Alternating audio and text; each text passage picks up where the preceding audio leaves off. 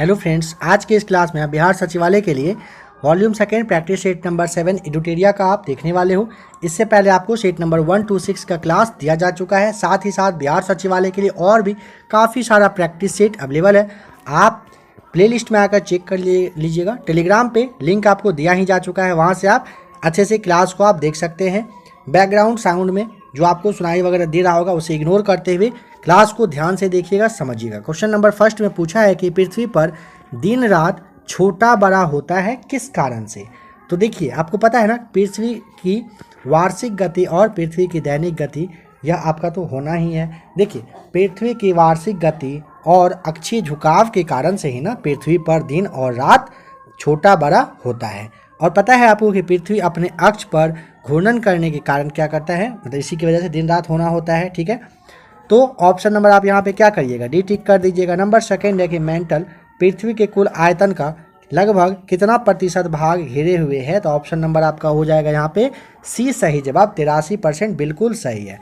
Number third है कि लद्दाख का मैदान किस प्रकार का मैदान है। तो ऑप्शन नंबर आपको यहाँ पे ए टिक करना है, हिमानीकृत आपका सही जवाब हो जाएगा। ठीक है, और कश्मीर का मैदान अगर पूछेगा तो झीलकृत आपको बता देना है। ठीक है, अगर कश्मीर का पूछ लेगा तो आपको झीलकृत बता देना होता है। नंबर 4 है भूमि की उर्वरता बढ़ाने के लिए निम्न में से कौन सी फसल उगाई जाती है। ऑप्शन नंबर आपका सी हो जाएगा सही जवाब, मूंग को उगाया जाता है। नंबर 5 है कि भारतीय उपमहाद्वीप में कौन सा देश शामिल नहीं है, बताइए। तो ऑप्शन नंबर डी बिल्कुल सही जवाब हो जाएगा, म्यांमार। देखिए, भारतीय उपमहाद्वीप में कौन सा देश नहीं है, म्यांमार नहीं है, ये आपका बांग्लादेश, भूटान, पाकिस्तान, ये सभी भारतीय उपमहाद्वीप के ही देश हैं। भारत की सबसे ऊंची चोटी जिसका नाम है K2 यानी कि गॉडविन ऑस्टिन, यह स्थित है, यह कहाँ पर है बताइए। तो आपको पता है ना, ऑप्शन ए काराकोरम श्रेणी में यह है। वर्ल्ड का सेकेंड सर्वोच्च शिखर जो आपका पर्वत शिखर है, इसकी ऊंचाई अगर पूछ लेगा तो 8611 यानी कि 8611 मीटर है। ठीक है, यह कश्मीर का जो काराकोरम पर्वतमाला है यहीं पर स्थित है और K2 के नाम से इसे आप जानते हो, भारत की सबसे ऊंची चोटी है। काराकोरम अगर पूछेगा किस हिमालय का, तो ट्रांस हिमालय आपको बता देना होता है कि ट्रांस हिमालय क्षेत्र का ये भाग है। निम्न में से किस वन में सर्वाधिक जैव विविधता पाई जाती है। ऑप्शन ए सही जवाब हो जाएगा, सदाबहार वन में पाई जाती है। देखिए, सदाबहार वन भारत के उन एरिया में पाया जाता है। ठीक है, किसमें, जहां पर 200 सेंटीमीटर से अधिक वर्षा, ध्यान रख लीजिएगा कितना, 200 सेंटीमीटर से अधिक वर्षा और 24 डिग्री सेल्सियस से आपका अगर ज़्यादा का तापमान हो तो वहीं पे सदाबहार वन भारत में आपको मिलेगा। निम्नलिखित कथनों में से कौन सही नहीं है, बताइए। नंबर 8 का, देखिए नंबर 8 में पहला नंबर है काली मिट्टी को स्थानीय भाषा में रेगुर मिट्टी कहा जाता है। याद करिए, क्या ये सही है, बिल्कुल ये आपका सही हो जाएगा। नंबर सेकेंड में है कि क्रेब्स के अनुसार रेगुर मिट्टी अनिवार्य रूप से परिपक्व मिट्टी होती है। हाँ, सही बात है। काली मिट्टी में आर्द्रता धारण करने की उच्च क्षमता होती है, बिल्कुल होती है। काली मिट्टी हिमालय क्षेत्र में पाई जाती है, बिल्कुल नहीं, गलत जवाब है। काली मिट्टी भारत में दक्कन पठार में होता है, पाया जाता है। ठीक है, जल धारण की क्षमता ज़्यादा होती है, लौह अंश की मात्रा अधिक होती है, यह मिट्टी हिमालय क्षेत्र में नहीं, ठीक है, हिमालय क्षेत्र में नहीं पाई जाती है। यहाँ पे आप ऑप्शन नंबर डी को टिक कर देंगे। नंबर 9 है कि भारत में नलकूप से सिंचित अधिकतम क्षेत्र वाला राज्य कौन सा है। नंबर 9 का ऑप्शन ए हो जाएगा सही जवाब, उत्तर प्रदेश, बिल्कुल सही है। पूछेगा कितने लाख हेक्टेयर में नलकूप या फिर कूप से सिंचाई होती है, तो आप यहाँ पे 83.84 यानी कि 83-84 ऐसे आप ध्यान रख सकते हो। इतना लाख हेक्टेयर भूमि में नलकूप और कूप से सिंचित, मतलब ये सिंचित किया जाता है। ठीक है, चलिए इसके बाद अगर पूछेगा तो आप बता सकते हो राजस्थान, पंजाब, मध्य प्रदेश वगैरह आता है। ठीक है, नंबर 10 है निम्नलिखित में से कौन सा गेहूं की एक फसल का रोग होता है। ऑप्शन नंबर डी हो जाएगा। लास्ट क्लास में भी इस तरह का क्वेश्चन आया था, आपको अगर ध्यान हो तो रस्ट आपको बताना है। रस्ट गेहूं की फसल का ये बीमारी होता है। ये 3 तरह का होता है, एक होता है पीला रस्ट, भूरा रस्ट और होता है काला रस्ट। खैरा रोग आप जानते हो ना किस में होता है, खैरा रोग होता है धान में, करनाल बंट रोग होता है गेहूं में, पनामा सूखा रोग होता है केला में, लाल सड़न रोग अगर पूछेगा तो गन्ना, श्वेत फफूला रोग होता है सरसों में। ठीक है, चलिए नंबर आप देख लेते हैं 11 को। जनगणना 2011 के अनुसार बिहार में लिंगानुपात है। ऑप्शन ए 918 सही जवाब हो जाएगा। ठीक है, और भारत का लिंगानुपात अगर पूछ लेगा तो ये आपको बता देना है, आपके भारत का लिंगानुपात है। भारत की सबसे ऊंची झील निम्न में से कौन सी है? तो ऑप्शन ए आपका सही जवाब हो जाएगा चोलाहामू झील, बिल्कुल सही है। ठीक है, यह सिक्किम में है, पूछेगा तो बता दीजिएगा कहाँ पर है, तो यह सिक्किम में है। निम्न में से कौन लौह अयस्क क्षेत्र नहीं है, बताइए। तो ऑप्शन नंबर बी हो जाएगा सही जवाब बालघाट, जो आपका बालाघाट है ना, ये बालाघाट कहाँ पर? मध्य प्रदेश का है और ये तांबे की खान है। ठीक है, कहाँ पर? मध्य प्रदेश में तांबे की खान है। महावेली गंगा किस देश की नदी है, बताना है। तो महावेली जो है ना, ऑप्शन नंबर ए आप ठीक कर दीजिएगा, श्रीलंका की। महावेली गंगा श्रीलंका की सबसे लंबी है। यह उत्तर पूर्व की ओर से बहते हुए श्रीलंका का पूर्वी तट का जो कुट्टियार वाला खाड़ी है, यानी कि खाड़ी जिसे आप बंगाल की खाड़ी कहते हो, ये वहाँ पर जाकर मिल जाती है। गंगा के बारे में आपको पता है ना कि भारत में 2525 किलोमीटर बहती है और बिहार में आपसे पूछा जा सकता है तो 445 किलोमीटर ये बिहार में बहती है। चलिए अब आप इसे बताइए कि हड़प्पा सभ्यता के निम्नलिखित स्थलों में से कौन सा स्थल अफगानिस्तान में स्थित है। तो ऑप्शन नंबर बी हो जाएगा राइट आंसर सोर्तुगाई, बिल्कुल सही जवाब हो जाएगा। ठीक है, अफगानिस्तान में। और जैसे आपका ये कोट जी दीजी है, फिर आपका मोहनजोदड़ो है, फिर आपका चुनहुदरो है, बालाकोट है, ये सारे पाकिस्तान में हैं। जैन धर्म के 24वें तीर्थंकर महावीर, जो भगवान महावीर थे ना, इनका जन्म बताना है कहाँ पर हुआ था। तो ऑप्शन नंबर ए टिक कर दीजिएगा, कुंडग्राम में हुआ था। और अभी का ये वैशाली, मतलब आपको यहाँ पे बताना है वैशाली में। इल्तुतमिश के शासनकाल के दौरान विशेष गुलामों को सैन्य सेवा के लिए खरीदा जाता था, जिन्हें किस नाम से जाना जाता था। ऑप्शन नंबर आपका बी हो जाएगा बंदगान के नाम से आप इसे जानते थे। ठीक है, देखिए इल्तुतमिश के शासनकाल के टाइम में ना विशेष गुलाम को सैन्य सेवा के लिए खरीदा जाता था, उसे आप किस नाम से जानते थे? बंदगान नाम से जानते थे। ठीक है, इल्तुतमिश का जो है ना आपका 1210 से लेकर के 1236 तक का टाइम पीरियड रहा था। ठीक है, आपको पता है ना कि कुतुबुद्दीन ऐबक ने ही कुतुब मीनार का निर्माण का जो काम है वो पूरा करवाया था। सबसे पहले शुद्ध अरबी का सिक्का इसी के द्वारा जारी किया गया था। इक्ता प्रणाली की शुरुआत भी इल्तुतमिश ने ही किया था। भारत में जो पहला मकबरा बनाने का श्रेय है वो इल्तुतमिश को ही जाता है। चलिए अब बता दीजिए कि सैयद राजवंश की स्थापना किसने किया था। ऑप्शन नंबर बी आपका सही जवाब हो जाएगा खिज्र खां के द्वारा सैयद राजवंश की स्थापना करी गई थी। वांडीवाश के युद्ध में अंग्रेजों ने किसको हराया था। तो ऑप्शन नंबर ए सही जवाब हो जाएगा फ्रांसीसी को हराया था। ठीक है, वांडीवाश का युद्ध हुआ था 1760 में। ठीक है, अंग्रेज और फ्रांसीसी के बीच में। इस युद्ध में फ्रांसीसी हार गए थे। अंग्रेजी सेना का जो लीडर थे वो आयरकूट थे, सर आयरकूट नाम था। और फ्रांसीसी सेना का जो लीड मतलब करने वाले थे तो काउंट डी लाली, आपको नाम ध्यान रखना है। वांडीवाश के युद्ध में ये सारे मतलब लीडर रहे थे, सेना का हेड रहे थे, सैन्यपति। वहाबी आंदोलन का मुख्य उद्देश्य बताना है क्या रहा था। तो ऑप्शन नंबर बी इस्लाम को परिशुद्ध करना रहा था। देखिए वहाबी आंदोलन ना 19वीं शताब्दी का जो चौथा दशक था ना उसी में शुरू हुआ था और 7वीं दशक तक चला था।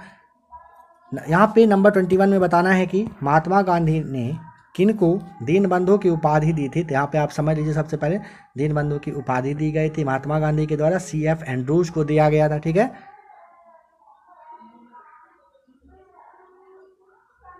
दीनबंधु आपसे पूछा गया है, ध्यान रखिएगा, देश बंधु नहीं सोचना है। देश बंधु के उपनाम से किसे जाना जाता था, याद करिए तो देश बंधु चित्तरंजन दास को जाना जाता है। नंबर 22 बताना है कि तृतीय आंग्ल मैसूर युद्ध के दौरान बंगाल के गवर्नर जनरल कौन थे। तो ऑप्शन नंबर आपका भी हो जाएगा लॉर्ड कॉर्नवालिस, सही जवाब हो जाएगा। तृतीय आंग्ल मैसूर युद्ध जो है ना, ये ध्यान रखिएगा, तीसरा आंग्ल मैसूर युद्ध 1790 से 92 तक चला था। बंगाल का गवर्नर जनरल इस वक्त कॉर्नवालिस रहा था और यह युद्ध 1792 की एक संधि के द्वारा समाप्त हो गया था। संधि कौन सा था याद करने की कोशिश करिए तो श्रीरंगपट्टनम की संधि के द्वारा ये समाप्त हो गया था। पहला जो आंग्ल मैसूर युद्ध है, सवाल है कि ये कब हुआ था। तो 1700, फटाफट आप रिकॉल कर लीजिए अपने आप को, 1767 से 2 वर्षों तक आपका 1769 तक यह चला था। हैदर अली और अंग्रेज के बीच में यह हुआ था। ठीक है, मद्रास की संधि के बाद पहला जो आंग्ल मैसूर युद्ध है ये खत्म हो गया था। आ जाइए अब दूसरा आंग्ल मैसूर युद्ध पे। 1780 से 4 वर्ष 84 तक ये चला। टीपू सुल्तान और अंग्रेज के बीच में मैंगलोर की संधि हुई थी और तीसरा वाला आंग्र मैसूर युद्ध खत्म हो गया। और जो नंबर चौथा वाला आंग्र मैसूर युद्ध है इसके बारे में ध्यान रखिएगा कि 1799 में हुआ था ना ये, तो 4 मई 1799 को टीपू जो है और अंग्रेजी सेना इनके बीच में ये लड़ाई हुआ था, ठीक है।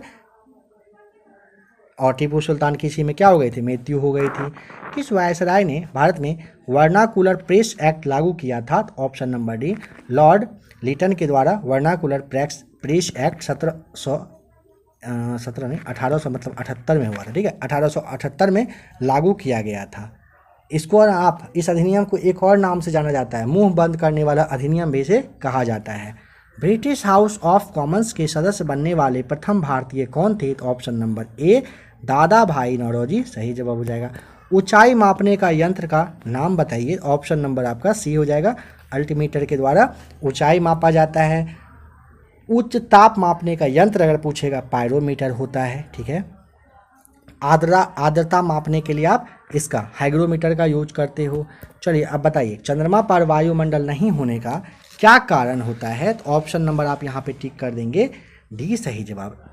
इस पर गैस अणुओं का पलायन वेग उनके वर्ग माध्य मूल वेग से कम होता है, ठीक है। चंद्रमा पर वायुमंडल नहीं होने का रीजन ये आपका होता है। देखिए, चंद्रमा पर पलायन वेग से ना गैस के अणु का वेग ज़्यादा होता है, इसी वजह से वहाँ से पलायन वेग कर जाते हैं और चंद्रमा पर वायुमंडल पॉसिबल नहीं हो पाता है। वर्षा के दौरान बारिश की बूंदें कैसे गिरती है? ऑप्शन नंबर आपका डी यहाँ पे सही जवाब हो जाएगा। एक समान त्वरण से यह गिरता है। शुष्क सेल कितने वोल्ट का होता है? ऑप्शन ए 1.5 वोल्ट का होता है शुष्क सेल। निम्नलिखित में से कौन सा तत्व नहीं है इन सब में से? ऑप्शन नंबर आपका हो जाएगा सी सही जवाब। पानी जो है ये पूछा है कौन सा तत्व नहीं है, तो पानी तत्व नहीं है। सोडियम, टीन, कार्बन ये सारे तत्व होते हैं।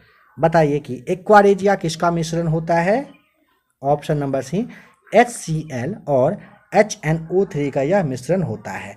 नाइट्रिक अम्ल और जो आपका हाइड्रोक्लोरिक अम्ल है इसका 1:3 का मिश्रण अम्लराज कहिए या फिर एक्वारेजिया कहिए या फिर आप नाइट्रोहाइड्रोक्लोरिक अम्ल इसे आप कहते हैं। यह ना गोल्ड और प्लेटिनियम को गलाने के काम में मतलब ये आता है। निम्नलिखित में से कौन सा आवर्त सारणी का हिस्सा नहीं है? ऑप्शन नंबर सी आपका सही जवाब हो जाएगा। गैस जो है ये आवर्त सारणी का नहीं है। धातु, अधातु, उपधातु होता है। निम्नलिखित में से कौन बहुलक नहीं है बताइए? तो ऑप्शन नंबर ए सही जवाब हो जाएगा। घी बहुलक नहीं है। जैसे आपका स्टार्च, कपास, प्रोटीन ये सारे जो है ना ये सारे बहुलक होते हैं, ठीक है। कपास मतलब आप रुई को समझ लीजिएगा। भारत के पहले पशु स्वास्थ्य शिखर सम्मेलन 2022 का आयोजन कहाँ पर किया गया? ऑप्शन नंबर बी, नई दिल्ली में यह हुआ था, ठीक है।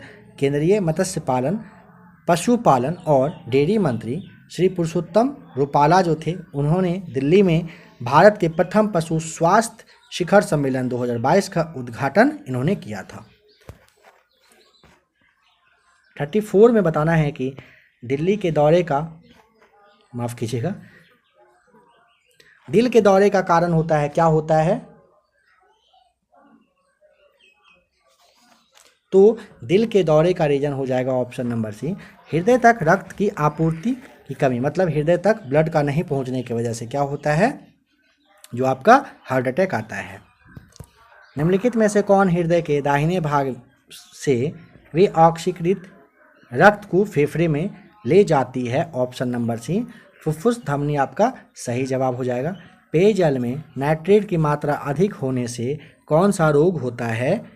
ऑप्शन नंबर आपका हो जाएगा D right answer, blue baby syndrome होता है। पेयजल में नाइट्रेट की मात्रा बढ़ने से ब्लू बेबी सिंड्रोम होता है। रक्तचाप को नियंत्रित करने वाली ग्रंथि का नाम क्या होता है? तो 37 का ऑप्शन नंबर आप यहाँ पे क्या टिक करेंगे? बी हो जाएगा सही जवाब, अधिवृक्क ग्रंथि रक्तचाप को, ब्लड प्रेशर को ये कंट्रोल करती है। एरिथ्रोसाइट्स और ल्यूकोसाइट्स दोनों किस में बनते हैं? ऑप्शन ए सही जवाब हो जाएगा, अस्थि मज्जा में यह दोनों बनता है। निम्नलिखित में से कौन मस्तिष्क का भाग नहीं है? तो 39 का ऑप्शन नंबर आपका सी सही जवाब हो जाएगा, पिन्ना। पिन्ना मस्तिष्क का पार्ट ना होकर के सिर के बाहर का दिखने वाला जो कान है ना आपका, कान का जो बाहरी पार्ट है इसे ही आप अरिकुला के नाम से जानते हो, इसे आप पिन्ना कहते हो, ठीक है। बाद बाकी मस्तिष्क का पार्ट थैलेमस, मेडुला और पाउंस होता है। निम्न में से कौन सा खनिज आँख के नेत्र पटल, कोशिका झिल्ली और प्रोटीन संरचना को स्वस्थ बनाए रखने में मदद करता है? ऑप्शन नंबर आपका बी राइट आंसर हो जाएगा, जिंक। जिंक खनिज जो है ना आँख के नेत्र पटल यानी कि रेटिना, कोशिका की झिल्ली और प्रोटीन संरचना को ना रखने में मदद करता है। हाल ही में कौन सा राज्य अपनी इंटरनेट सेवा शुरू करने वाला देश का पहला राज्य बन गया? तो ऑप्शन नंबर बी, काफ़ी इंपॉर्टेंट क्वेश्चन है, केरल। केरल देश का पहला एकमात्र ऐसा राज्य है जिसके पास अपनी इंटरनेट सेवा अवेलेबल है। बताइए कि पेप्टिक अल्सर के लिए कौन सा जीवाणु जिम्मेदार होता है? ऑप्शन नंबर आपका हो जाएगा डी, हेलिकोबैक्टर पाइलोरी, आपका पाइलोरी राइट आंसर हो जाएगा। किण्वन के पश्चात सबसे व्यापक रूप में शीरा का प्रयोग निम्नलिखित में से क्या तैयार करने के लिए किया जाता है? Option number B right answer हो जाएगा, एथेनॉल सही जवाब हो जाएगा। नंबर 44 है, वह लौह इस्पात कारखाना जो लौह अयस्क क्षेत्र एवं कोयला क्षेत्र दोनों के समीप है उसका नाम बताइए? तो ऑप्शन नंबर बी हो जाएगा, जमशेदपुर। जमशेदपुर कोयला और लौह अयस्क के बीच में ही स्थित है। निम्नलिखित में से किसका वैज्ञानिक नाम मैंगीफेरा इंडिका है? आप देखने के साथ ऑप्शन नंबर बी को टिक कर दिए होंगे, बी यानी कि आम आपका राइट आंसर हो जाएगा। कृषि मंत्री नरेंद्र सिंह तोमर द्वारा हरियाणा स्थित ICAR national research centre of equine द्वारा विकसित जानवरों के लिए देश के पहले घरेलू कोविड-19 वैक्सीन को मंजूरी दी है, नाम बताइए? तो ऑप्शन नंबर आपका हो जाएगा ए, एनोकोवैक्स सही जवाब। कंपनियों की उत्पादकता में वृद्धि का आर्थिक प्रभाव क्या होता है? ऑप्शन नंबर आपका सी, सकल घरेलू उत्पाद में वृद्धि, आपका राइट आंसर हो जाएगा। टाटा सन्स ने निम्नलिखित में से किसके साथ एयर इंडिया का विलय कर दिया? तो ऑप्शन नंबर आपका हो जाएगा ए, एयर एशिया। टाटा सन्स ने एयर एशिया के साथ एयर इंडिया का क्या किया है? विलय कर दिया। तांबा अयस्क का सर्वाधिक उत्पादन करता राज्य का नाम क्या है? Option number A. देखिए समझ लीजिएगा कि मध्य प्रदेश राज्य में सर्वाधिक तांबा का उत्पादन होता है। क्या होता है? उत्पादन। बट अगर पूछेगा भंडारण बताइए तो आपको यहाँ पे फिर आरजे यानी कि राजस्थान भंडारण में काफ़ी आगे है, मतलब जमा करके रखने का रिकॉर्ड स्टॉक जो है वो राजस्थान के पास है, उत्पादन करने की क्षमता मध्य प्रदेश के पास है। समावेशी समृद्धि के लिए आवश्यक है, क्या आवश्यक होता है? तो सतत कृषि, आधारभूत सुविधाओं का विकास और शिक्षा एवं स्वास्थ्य जैसे सामाजिक सेवाओं की आधिकारिक उपलब्धता, सभी चीज़ जरूरी होता है। ऑप्शन नंबर आप यहाँ पे डी टिक करेंगे, उपयुक्त सभी सही जवाब हो जाएगा। नंबर 51 में बताना है कि लोकसभा में अविश्वास प्रस्ताव प्रस्तुत करने के लिए लोकसभा के कितने सदस्यों का समर्थन होना जरूरी होता है? ऑप्शन बी, कम से कम 50। संविधान का अनुच्छेद 75 के में कहा गया है कि मंत्रिपरिषद लोकसभा के प्रति सामूहिक रूप से उत्तरदायी होगा। यदि कभी ऐसा विपक्ष को महसूस हो रहा है ना कि सरकार के पास मतलब कहिए कि संख्या बहुमत मत में नहीं है, तो वो चाहे तो अविश्वास प्रस्ताव ला सकता है, बट मिनिमम 50 लोग उस वक्त चाहिए उनके पास समर्थन में। केंद्र राज्य वित्तीय संबंध का उपबंध संविधान के किस भाग में किया गया है? 52 का ऑप्शन नंबर आप यहाँ पे डी टिक कर देंगे, भाग 12 में किया गया है।